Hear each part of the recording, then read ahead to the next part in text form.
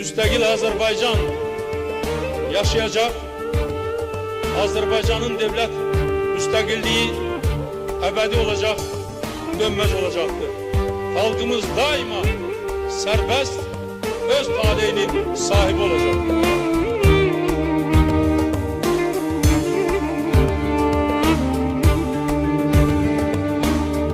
Ötsə də əsirlər, keçsə də illər, səndən söyləyəcək daima dillər. Hər zaman qəlbimiz anlayar bilər, adınla bağlıdır vətənin adı.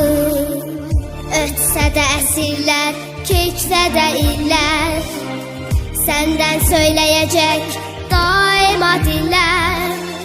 Her zaman kalbimiz anlayar bilər, adınla bağlıdır vətənin adı. Ey ulu öndər, ey ulu öndər, müstəqil dövlətin